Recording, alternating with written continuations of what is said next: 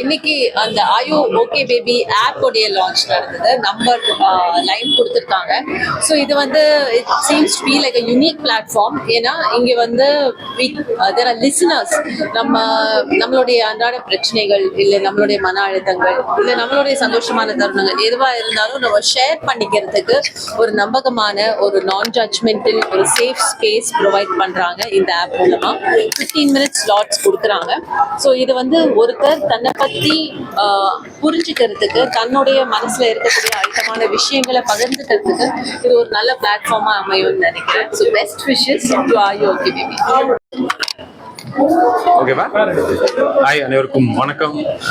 R you okay baby அப்படின்ற ஒரு ஆப்போட லான்ச் ஆக்சுவலாக ஜூலையில் நடக்குது. பட் அதோட நம்பர் இன்னைக்கு லான்ச் பண்ணியிருக்கோம். அதோட லோகோ இன்னைக்கு லான்ச் பண்ணியிருக்காங்க. ஒரு புதுசான ஒரு ஐடியாவாக இருந்தது. அண்ட் இன்னைக்கு ரொம்ப தேவையான ஐடியாவாக இருந்தது. என்னன்னா வந்து நம்ம பேசுறதை கேட்கறதுக்கு ஆள் இல்லைன்ற மாதிரி நிறைய பேர் இருக்காங்க ரொம்ப கஷ்டம்னா லைக் அது வேற விதமான ஒரு கஷ்டம் கூட யாரும் இல்லையேன்ற மாதிரியான ஒரு கஷ்டம் இல்லை. பட் அதுக்காக ஒரு ஒரு ஒரு சொல்யூஷனாக இந்த ஆப் வந்து பெரிய லெவலில் யூஸ்ஃபுல்லாக இருக்கும். ஏன்னா அதை பற்றி என்கிட்ட ப்ரீஃப் பண்ணாங்க, ரொம்ப இதுவாக இருந்தது.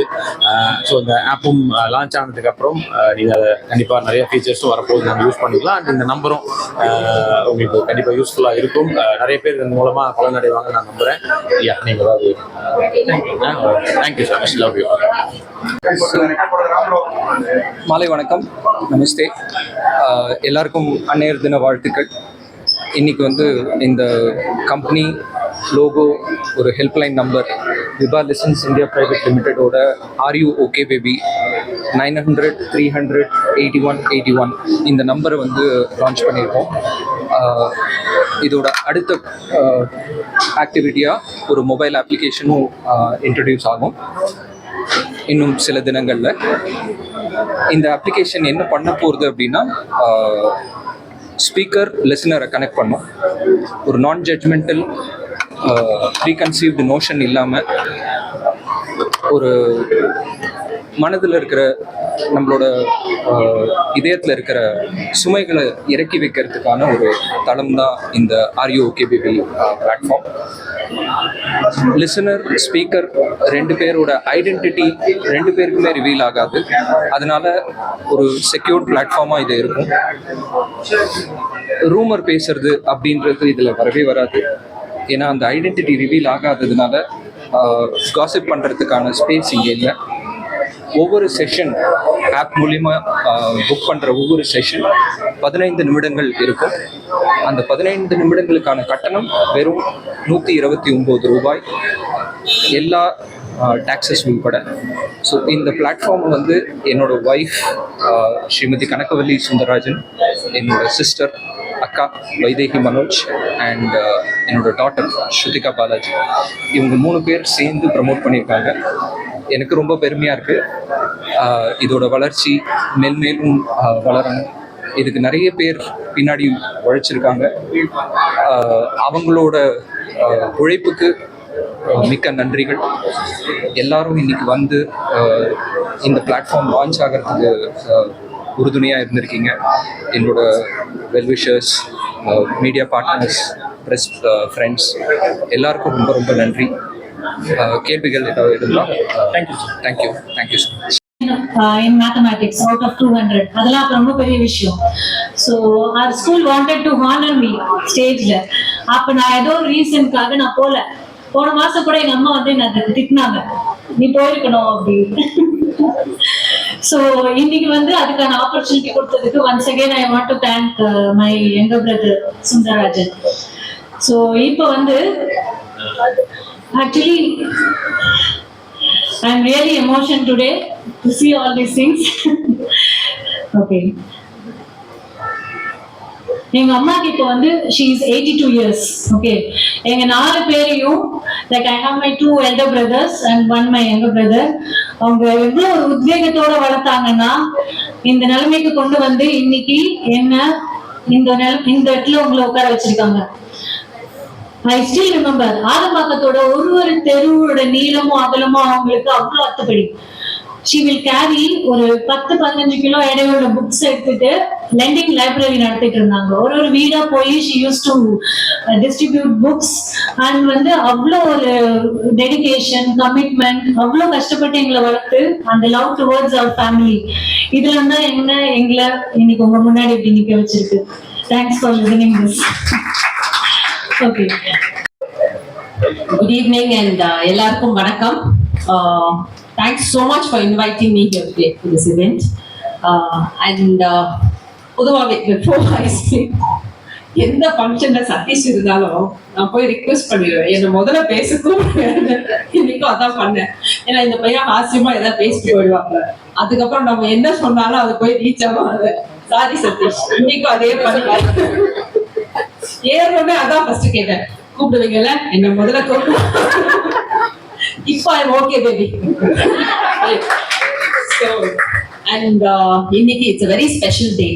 ஸோ இங்க இருக்கிற எல்லா அன்னையருக்கும் அன்னையாக போறவங்களுக்கும் தாய்மையை உணர்ந்த ஆண் மக்களுக்கும் very very happy mother's day. அம்மா உங்களுக்கும் வாழ்த்த வயசுல வணங்குகிறேன். So it's a very special day. மதர்ஸ்க்கு எல்லா நாளுமே ஸ்பெஷல் தான். There's a lot of responsibility, there's a lot of beautiful moments. So today is a day of celebrating the motherhood. And இந்த நாளை வந்து நீங்க சூஸ் பண்ணியிருக்கீங்க to launch this app. So congratulations on that. எடுத்த உடனே வந்து மக்களை போய் அடையக்கூடிய ஒரு ஸ்கீமா செலக்ட் பண்ணியிருக்கீங்க. So lovely about that.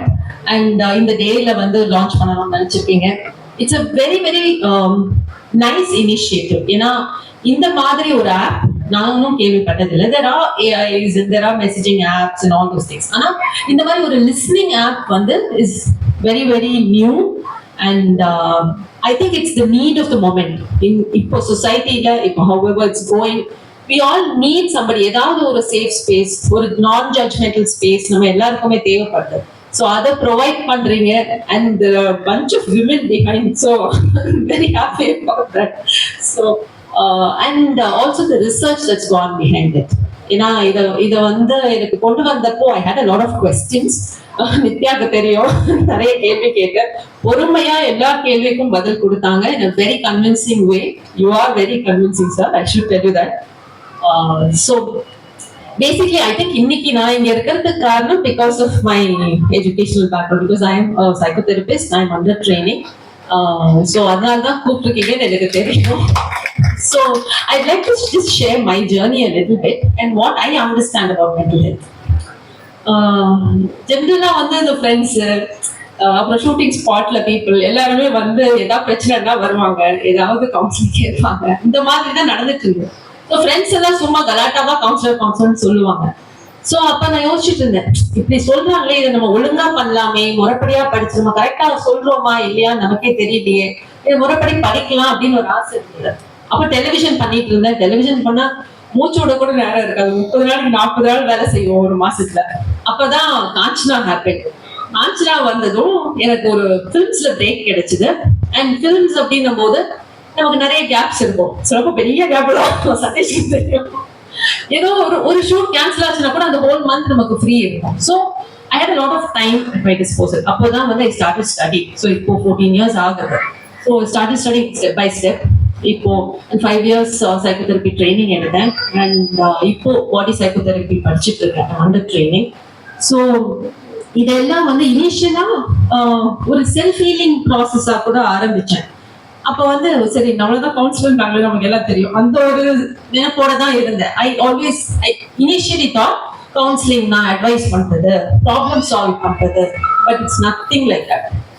Basic necessity of a counselor or a therapist is to have empathy and also listen and help the client. Actually clientக்கு அவங்களுடைய strength தெரிஞ்சுக்கிறதுக்கு உதவி பண்ண ஒரு பிளாட்ஃபார்மா இருக்கிறது தான் இந்த கவுன்சிலர் தெரபிஸ்ட் உங்களுடைய வேலைன்னு சொல்றேன்.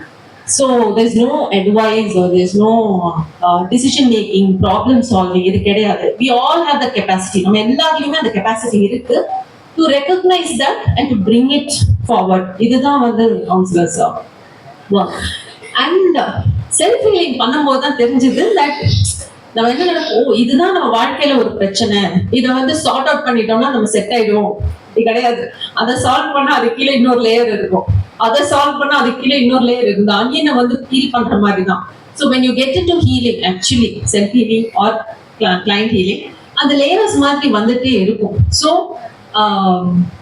அண்ட் சைக்காசிஸ் அண்ட் நியூரோசிஸ் இருக்கு. சைக்காட்டிக் அப்படின்றவங்களுக்கு ரியாலிட்டியில இருக்க மாட்டாங்க, அவங்களுக்கு சைக்காட்ரிக் ட்ரீட்மெண்ட் மெடிகேஷன் தேவைப்படுது. பட் நியூரோசிஸ் அப்படின்னு இருக்கிறவங்களுக்கு மெடிகேஷன் மோஸ்ட்லி தேவைப்படாது, therapy R counselling is enough. இல்ல ரிலேஷனல் இஷ்யூஸ், மெரைட்டல் இல்லைன்னா ஸ்டூடெண்ட் ரிலேட்டட், பேரண்ட் ரிலேட்டட், இந்த மாதிரி இஷ்யூஸ் இருக்கிறவங்களுக்கும் counselling is very important. But இது எல்லாத்துக்குமே அடிப்படை ஃபர்ஸ்ட் திங் வந்து அவேர்னஸ், செல்ஃப் அவேர்னஸ் அப்படிங்கிறது ரொம்ப ரொம்ப ரொம்ப ரொம்ப இம்பார்ட்டன்ட். நம்மள நிறைய பேருக்கு அது தெரியாது. ஏன்னா நமக்கு சில பிலீஃப் சிஸ்டம்ஸ் இருக்கும், சில பேட்டர்ன்ஸ் இருக்கும். இப்போ சார் கூட சொன்னாரு இன்ஃபீரியாரிட்டி காம்ப்ளெக்ஸ் அப்படின்ட்டு. So it is not something இந்த பேட்டர்ன்ஸ், இந்த பிலீஃப்ஸ் ஆர் இந்த ட்ரேட்ஸ், இந்த பிஹேவியர்ஸ், இது எல்லாமே வந்து இன்னைக்கு இந்த நிமிஷம் நடக்கிறதே கிடையாது. It has a long root, it has a long past, it has a history.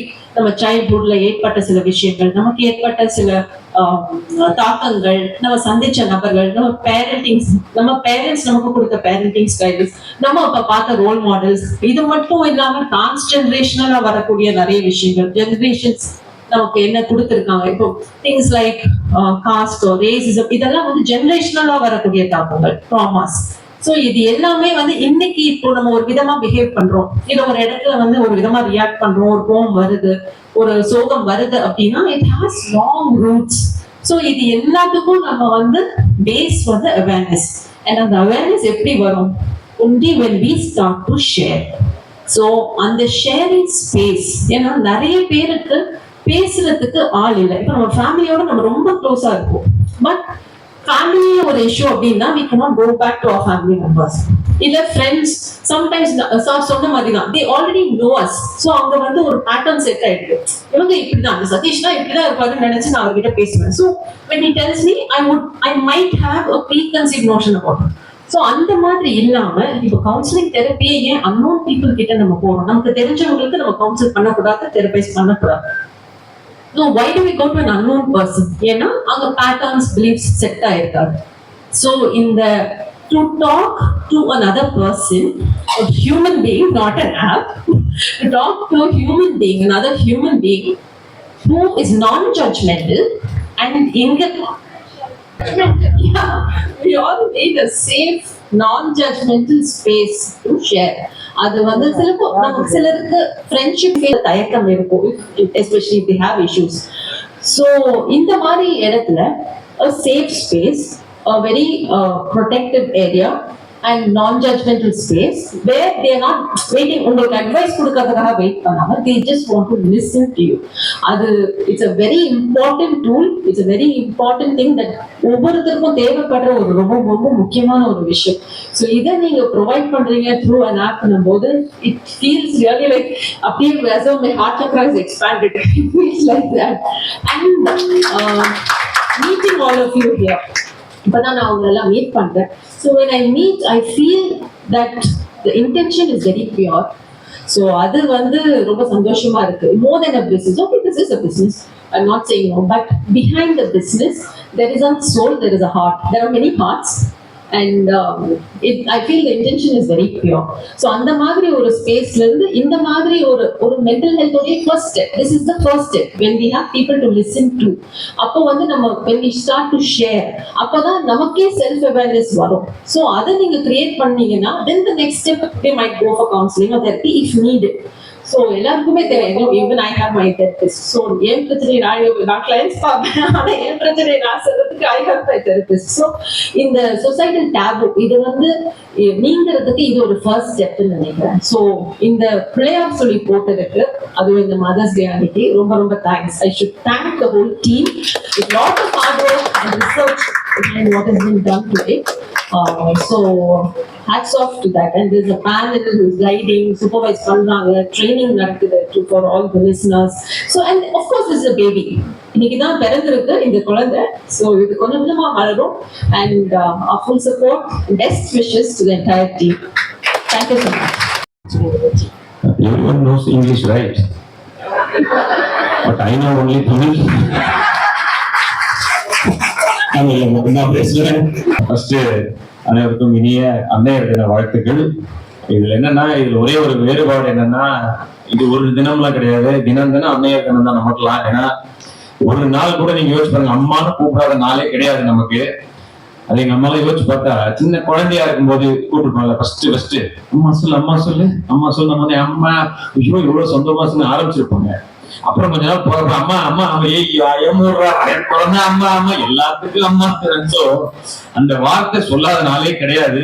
And அம்மா அப்படின்றதுல நீங்க இன்னும் இதா யோசிச்சு பார்த்தா, இப்போ அப்பா நம்மளை அடிச்சா நம்ம அழுவோம், அம்மா நம்மளை அடிச்சா அம்மா தான் அழுவாங்க. ஏன்னா ஐயோ அடிச்சிட்டமே பையனை அப்படின்னு சொல்லிட்டு. ஸோ அந்த அளவுக்கு வந்து மற்றவர்களுக்காக படைக்கப்பட்ட ஒரு ஜீவன் அப்படின்னு பார்த்தா அம்மா மட்டும்தான். அவங்களுக்கு தான் வந்து எப்பவுமே அடுத்தவங்களை பத்தி அந்த நினைப்பு மட்டும்தான். அடுத்தவங்க நான் சொல்றது பையன் பொண்ணு மாமனார் மாமியார் புருஷன், இந்த மாதிரி வந்து டோட்டலா எப்பவுமே வந்து இந்த இன்னொருத்தவங்களுக்காக யோசிச்சு ஒரு டூர் போறோம், எங்கேயாவது போறோம்னா கூட நம்ம போன உடனே வீட்டுல என்ன பண்ணலாம், தூங்கலாமா இல்லாத இருப்போம் அப்படி யோசிக்கும் போது அவங்களுக்கு போன உடனே நைட்டு சமைக்கணும், போனதுக்கு இவங்க போயிட்டு வந்து ஏதாவது உடம்பு சரியில்லாம போச்சா பார்க்கணும், இந்த மாதிரி உடனே துணியை துவச்சு போகணும்னு சொல்லிட்டு ஸோ ஒரு செகண்டும் மற்றவர்களுக்காகவே வாழும் ஒரு ஜீவன் அம்மா தான். ஸோ தினம் தினம் நமக்கு அன்னையர் தினம் தான். ஸோ அதனால மறுபடியும் ஒரு வாட்டி சொல்லிக்கிறேன், அனைவருக்கும் அன்னையர் தின வாழ்த்து. அந்த அம்மாவை பத்தி பேசுனதுனால சொல்றேன், எனக்கும் அப்படிதான். எனக்கு நிறைய ஜாலியான விஷயங்கள் தான் எங்க அம்மாவோட இருக்கும். நிறைய அவங்க கிட்ட இருந்து எடுத்து சீனா வச்சாலே படத்துல நல்லா போகுன்ற மாதிரியா இருக்கும். ஊர்ல நான் வந்து சேலம் பக்கத்துல இளம்பிள்ளை அப்படின்ற ஒரு ஊர் தான் என்னோட ஊர் இது. ஸோ அங்க வந்து இருக்கும்போது நான் ஒரு நாள் இந்த சினிமாவில் நடிக்கலான்ற ஒரு ஆசையெல்லாம் வந்து, ஏன்னா அந்த ஸ்கூல் டைம்ல எல்லாம் எல்லா ஃப்ரெண்ட்ஸ் எல்லாம் ஏற்றி விடுறதான் அந்த மாதிரி இதுல எனக்கும் சரி ஒரு ஐடியா இருந்தது. சரி எங்க அம்மாட்ட போய் நான் சொல்றேன், ஃபர்ஸ்ட் டைம் போய் இதுவா சொல்றேன், அம்மா நான் சினிமா போகலான்னு முடிவு பண்ணிட்டோமா அப்படின்னு. போயிட்டு சாயந்தரம் சீக்கிரம் வீட்டுக்கு வந்துடுறேன், இட்லி போட்டிருக்கேன்.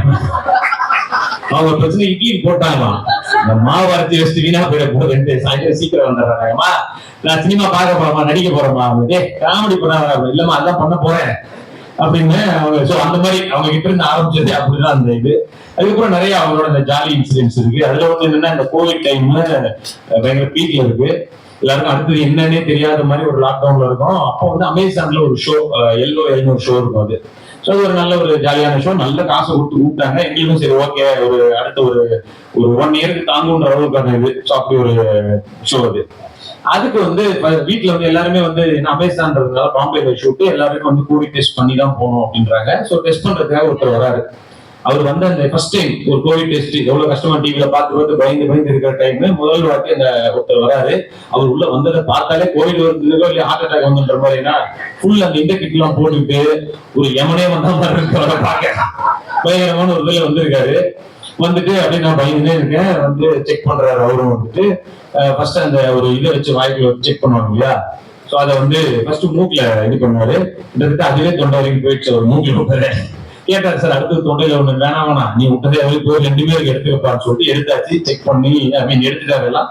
நான் பயந்துனே சொல்றேன், பிரதர் ஃபர்ஸ்ட் டைம் பிரதர் ரொம்ப பயமா இருக்கு, பார்த்து ஒரு நல்ல ரிசல்ட் சொல்லுங்க பிரதர் அப்படின்ற. இன்னும் எங்க அம்மா, உன் நல்ல மனசுக்கு எல்லாம் பாசிட்டிவா இருந்தா வரணும், சும்மா இருமா நீங்க இதுல பாசிட்டிவ்னா நெகட்டிவ்மா, நெகட்டிவ் தான் பாசிட்டிவ்னு சொல்லி அவங்களுக்கு புரிய வச்சு, ஸோ அப்படி ஒரு பயத்திலையும் ஒரு ஜாலியா இருக்கும். அப்புறம் அவங்க ஏதோ ஒரு வெளியூர் கூட்டு போகும்போது மாஸ்க் எல்லாரும் போடுவாங்க.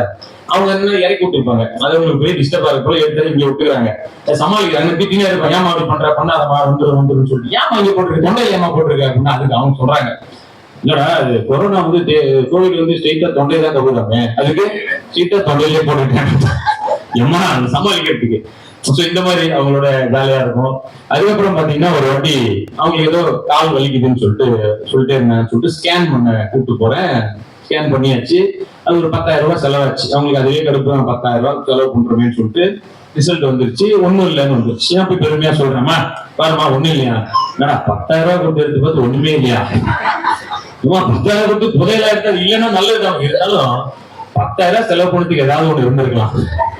சோ இந்த மாதிரி அவங்களுக்கு அது என்ன சொல்றதே தெரியாது, ஆனா அது ஒரு மாதிரி ஜாலியா இருக்கும். சோ அதுக்கப்புறம் ஒரு வாட்டி நான் அந்த ஹோஸ்ட் பண்றேன், நடுவில் அந்த சைமா இப்ப அந்த மாதிரி ஹோஸ்ட் பண்ணும்போது ஒரு வாட்டி நான் ஹோஸ்ட் பண்ணி பேசுறேன். டிவில போடுறாங்க, ஒண்ணுமா நான் பேச சிரஞ்சீவி சார் கீழே உட்காந்து பயங்கரமா கைத்தட்டி சிரிக்கிறாரு. எங்க அம்மா பரவாயில்லடா நீ பேசுறது புரிஞ்சு சிரஞ்சீவி எல்லாம் கைத்தட்டி சிரிக்கிறாரு. அதுக்கு முன்னா நாள் எடுத்தது அது எடிட் பண்ணதுல கீழே உட்காந்து அவரும் கைத்தட்டுற மாதிரி போட்டிருக்கேன். நான் பண்ண அன்னைக்கு வரவே இல்லை, தமிழுக்கு மட்டும்தான் அன்னைக்கு அது கைத்தறி அப்படியாடா அப்படின்னு சொன்னோடனே அப்பதான் யோசிச்சு பார்த்தா ஆக்சுவலா எம்ஜிஆர் சிவாஜி கூட கைத்தட்டுவாங்க உட்காந்து. ஏன்னா எடிட்டிங் அது ஒரு எக்ஸ்ட்ரீம் என்னன்னா நான் பேசுறதுக்கு நானே கீழே உட்காந்து கைத்தட்டு ஒரு எடிட்டு போட்டிருக்கான். சரி நல்ல க்ரௌடா காட்டினே அப்படின்னு. சோ அந்த மாதிரி இந்த மாதிரி அவங்களோட நிறைய ஒரு ஜாலியான இன்சிடென்ட்ஸ் தான் நிறைய இருக்கும். அண்ணாத்த படம் கமிட் ஆயிட்டு அப்படிதான் சொல்றேன் ஃபர்ஸ்ட் போயிட்டு அம்மா இந்த மாதிரி அவன் அண்ணாத்த கமிட் ஆயிட்டா அப்படியா அவரு ரஜினிகாந்த் கூட நடிக்கிற ஃபர்ஸ்ட் படம் இல்ல அம்மா நான் அவரோட நடிக்கிற ஃபர்ஸ்ட் படம் தான் அவங்களுக்கு நம்ம தானே தெரியாது. இந்த மாதிரி பட் ஜாலியான விஷயங்கள் நிறைய இருந்தாலும் உண்மையிலே ரொம்ப கஷ்டப்பட்டு தான் வளர்த்தாங்க. ஏன்னா ரொம்ப ஒரு அப்பா வந்து கவர்மெண்ட்ல இருந்தாரு கவர்மெண்ட் ஒர்க் பண்ணியிருந்தாரு. கவர்மெண்ட்லயே ரொம்ப ஒரு கம்மி சம்பளத்துல இருக்க ஒரு வேலை. அப்புறம் பாகுபலி படத்துல நடிச்சாலும் பாகுபலியில ஒரு ஜூனியர் ஆர்டிஸ்டா இருந்தா அந்த மாதிரி கவர்மெண்ட்ல இருக்காரு. பட் அதுல ஒரு சின்ன வேலை தான். ஸோ ரொம்ப கஷ்டப்படுற ஒரு ஜீவனம் தான்.